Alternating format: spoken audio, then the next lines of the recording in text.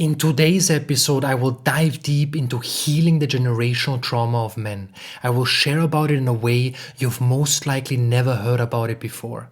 How it manifests, especially in relationship with women, in a practical and laser-focused way. I will go into this today.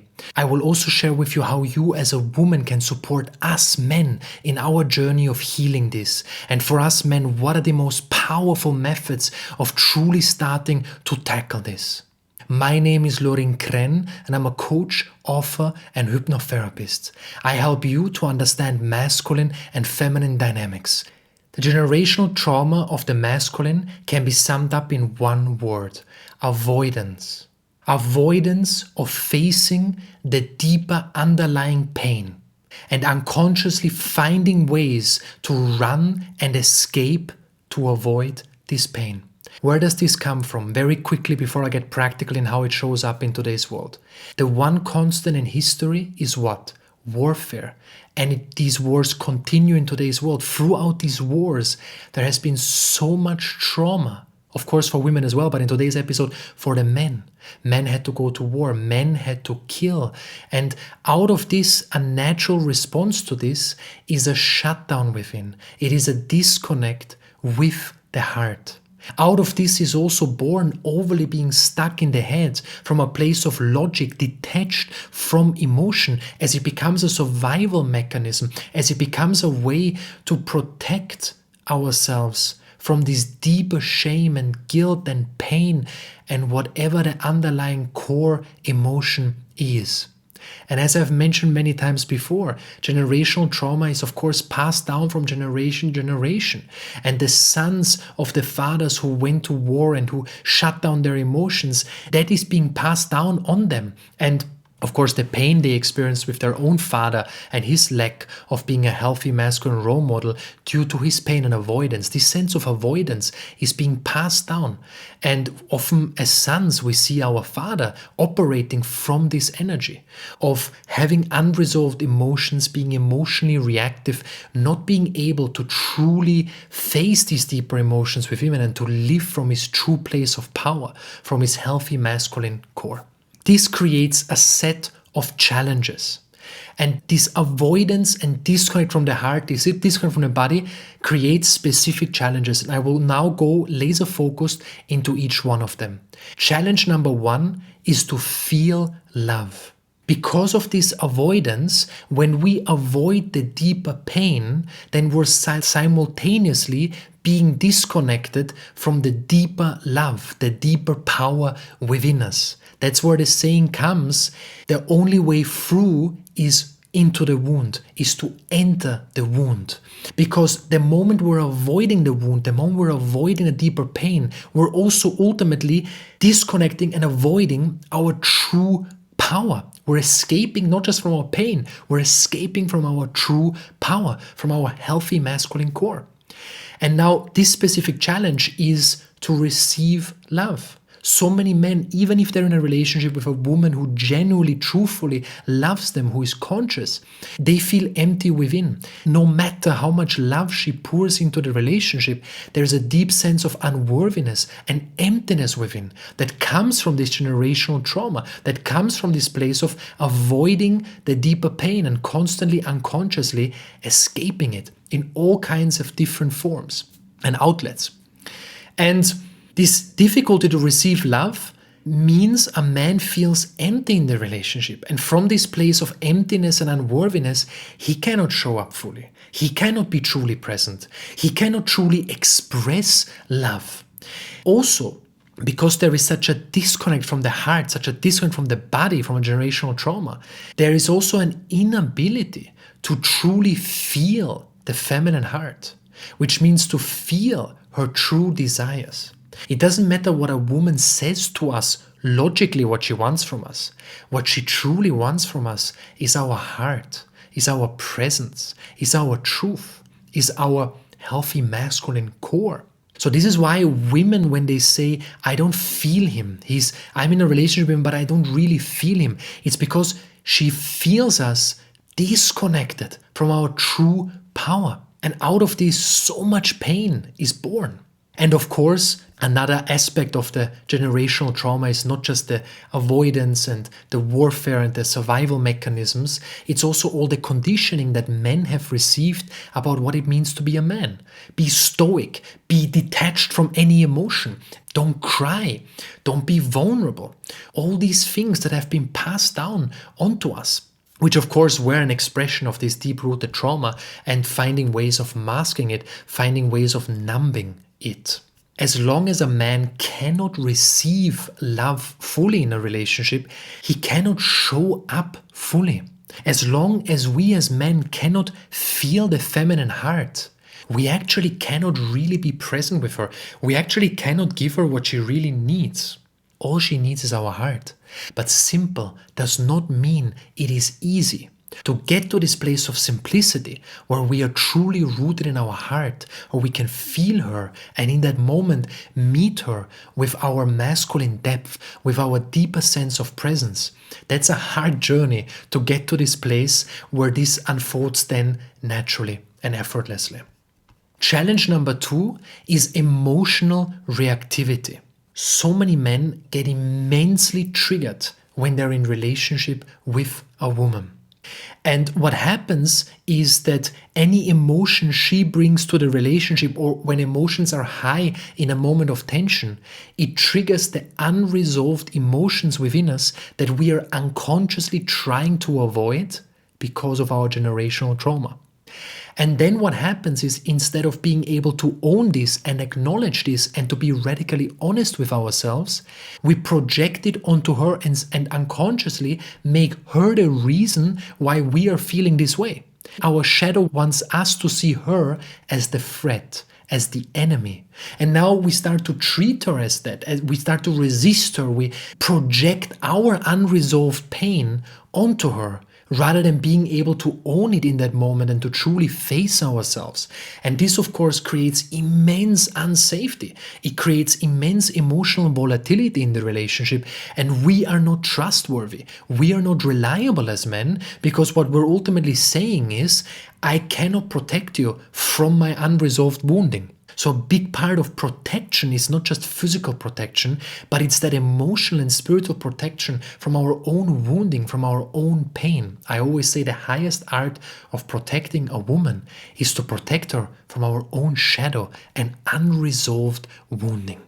So this is the one side of emotional reactivity, is that she triggers through her emotional experience of bringing emotions, just bringing her emotions, which are natural and healthy, into the relationship. It triggers the deep unresolved emotions within us. But remember, she can only expose what is already there within us. Should she do something that crosses our boundaries, then you wouldn't necessarily become highly emotional reactive and blow apart like a bomb. Instead, from a grounded but from a conscious and fiercely loving place, you can simply express your boundary and express your need and communicate effectively in that moment, rather than everything spinning into the world of total emotional volatility and lashing out on her, or projecting unresolved wounding onto her. So this immense emotional reactivity and projecting onto her is almost always a surefire sign that we are coming from a place of generational trauma. We're trying to avoid something that we're feeling right now. What are we avoiding? We're avoiding deeper pain that is rising to the surface. And most likely this pain has nothing to do with her. This pain is our own unworthiness. And until we're radically honest with ourselves and start to face this, we will continue to make this about her. But in truth, it's most often about the generational trauma that we have inherited from our father, from his father, and continuing into the past. Now, the other way, this emotional reactivity, which leads us to challenge number 3, is a lack of ownership. Because out of this emotional reactivity, what is born is defensiveness. The need to be right. The need to prove to her that she is wrong. Where this comes from is trying to not appear weak, trying to not appear like a failure. Part of the heavy conditioning that we have received as men, the conditioning we've received is, you're not allowed to make a mistake. You're not allowed to have shortcomings. You're not allowed to be wrong, because all that means you're weak. you're a failure. And of course, that's a deeply, deeply ingrained, limiting belief that creates so much pain. So even though you might have heard this, understand conceptually that admitting something or acknowledging your own responsibility in something or owning something is strength, there is a deeper part within us through this conditioning we have received and this generational trauma that believes that the moment we are wrong is the moment we are weak and we are worthless and we are a failure.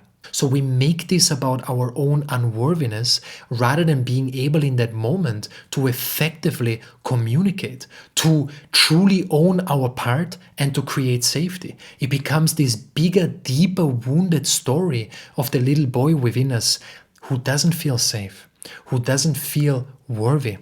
And this lack of ownership creates so much pain because it's one thing if we are not perfect, because no one is perfect. It is even the most awakened man has his areas that he's still working on. We're always healing. We're always working on certain things. We can always improve in certain areas and we all have our challenges. But the difference is that the awakened man or a man who has reached a certain level of consciousness, he's able to own something rather than make it about his in little boy's story within that he's not good enough. That's a wound that's being projected onto her, which creates so much pain because the moment we're able to own something, fully acknowledge something, is the moment we restore safety. We restore trust with the feminine. The moment we restore safety and trust, what happens? Connection, intimacy, love naturally starts to flow once more. Remember, you are much stronger by owning something than when you are defending yourself. The moment you're debating her, trying to prove to her you are wrong and you're being too intense and you're being this, you're coming from a place of wounding in that moment. Defensiveness also pushes her away and makes her feel invalidated and not safe. Now, these are the 3 key ways. There are other ways, but I won't have enough time in today's episode to dive into that. But these are some of the key ways how this manifests.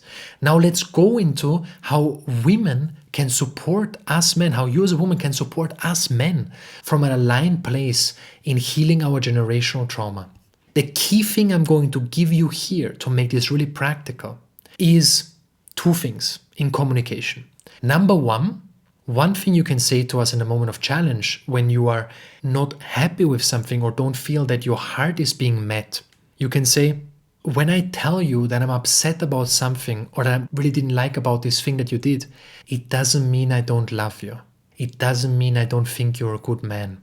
All it means is that you did X, Y, Z and it made me feel that way. Here, I know this might sound a little bit like, oh, you have to now sugarcoat. I will never say the feminine has to sugarcoat and change how she speaks. But by saying this to a man, by reminding us men that when you express a sense of upset with something or something that doesn't make you feel safe, by reminding us that it still means that you love us, it truly relaxes a deeper part within our heart. It softens and relaxes our heart. It relaxes our nervous system. It nourishes and nurtures our entire being. Because our generational trauma makes us interpret you in a way that the moment you come with an upset or with something that's upsetting you, it's like, oh, I'm a failure and now I need to defend myself. Now I need to try whatever I can do to not feel this pain of being a failure, of being unworthy. And when you remind us of that, that's truly a gift. The times my wife said to me, baby, I love you. I know you're a good man. But you know this thing that you did? It made me feel really unsafe. And I just need to share that with you because that's really important to me. And now in that moment, of course, you cannot control how another person responds to you. But if this is a man who is willing to go deep, who is willing to face himself, he will be able to receive this at a much deeper level. And this goes a long way with us men. So the reason why I say supporting us in an aligned way is because you're still sharing how you feel and what you need. You're not giving in to our shadow. You're not suppressing your voice, which is part of your generation trauma. I've done an episode about this only recently, but You see, you're still sharing, but this extra thing that you mentioned, this reminder, allows us to receive you at a much deeper level. And the other thing is where you place your focus when you express your upset. So when you put your focus on we make you feel unsafe, we are selfish, then it becomes about our character, which again triggers generational trauma. Rather make it about the action. When you put the focus on the action, there's a much higher chance for a man to receive you. And for us, when it's about the action, our protector instinct comes alive, or there's a higher chance for it to awaken. We want to protect you from our unconscious behavior. But how can we protect you from ourselves? It's a very, very subtle distinction, but it's a complete game changer in relationships. The couples and women I've taught this, and when I hear from the men how they feel, like how this feels, also in my nervous system, I experience this with my wife. She communicates with me in this way. It truly opens my heart. Now, practical steps for us men that we can take to truly start healing our generational trauma. The first step is to take full ownership. Without ownership and acknowledging that there is something that is holding us back, without directing our full focus and energy there, we will continue to avoid it. This is not something we can do on the side or brush aside or here and there think about. It has to be the main focus. It has to be the highest priority to tackle the ways that generational trauma manifests, especially in relationship. Otherwise, we will create so much pain and safety, and we will show up in a way that is not true to who we truly are. So the first step is ownership. Because when you truly take ownership and really start to put your focus on something, make it your highest priority, then your energy starts to go there. And when your energy starts to go there, you're able to transform it. From this place of truly taking ownership, this is a deep decision only you make inside yourself. You will continue to suffer and suffer and suffer until you make this choice. You don't need to allow it to force you to do it, when you hit rock bottom. Is it too late? No. But ideally, you make this choice earlier before everything falls apart, because then you're forced to do it. Ideally, you willingly go there before you are forced to do it. The next step is to reconnect with your body. How you do this is by bringing your awareness into your body, into your heart. So, one of the most powerful ways to reconnect with our body and heart is through the breath. But be mindful. Just doing breathing exercises, you can still be disassociated. You can still be not in your body and doing some breathwork exercises. This will not have the desired effect. Specifically for those men who are so stuck in their head, which was me. That's something I did so much breathing exercises, but at the same time, I noticed that I wasn't fully present with it. When I became fully present with the breath, then it brings you into the body. So it's the awareness, the conscious awareness of your breath that guides your energy back into the body. Let's do this for a moment. I invite you to bring your awareness into your lower belly and now breathe through your nostrils for around 8 seconds deeply all the way into your lower belly. Expand the lower belly and truly feel this breath. And then 8-second exhale, bringing the navel towards the spine on the exhale.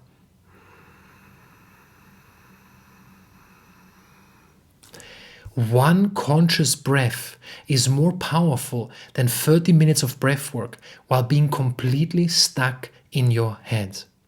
Of course, you can practice more, but the key is that you are fully present with the breath, as only then will the breath guide you back into the body, into your heart, into your true center. I invite you to set several reminders and to do this several times throughout the day. It's much more efficient to do this several times for a short amount of time consistently rather than once a week do a 3-hour intense breathwork session. If you want to do really long breathwork, amazing, right? Do it. I've done it. I do it myself.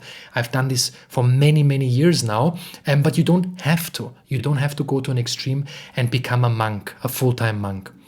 Now, this is how you start this journey. Of course, I go deeper into this in my men's groups and in my men's programs. Thank you for listening to this episode all the way till the end. I am truly grateful and honored to be of service in your journey. For us to continue to provide you with these in-depth episodes to support you as powerfully as possible in your journey, I ask for a small favor, for essentially a few seconds of your time. If you can rate the show 5 stars, of course only if you truly feel this way about the show, then this goes a long way. If you're on YouTube watching this, then just putting a thumbs up.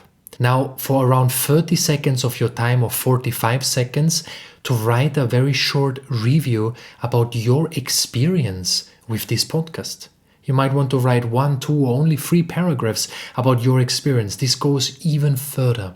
And of course, if you want to share this episode with someone who you think who can benefit from this or on your social medias, these are all ways how you can support us for us to continue to support you in the most powerful way. If you want to benefit from other free offerings, you can check out lorinkren.com/books. I invite you to subscribe to my free newsletter, lorinkren.com/newsletter. Every Friday I send out a value-packed email. Once again, thank you so much for being here.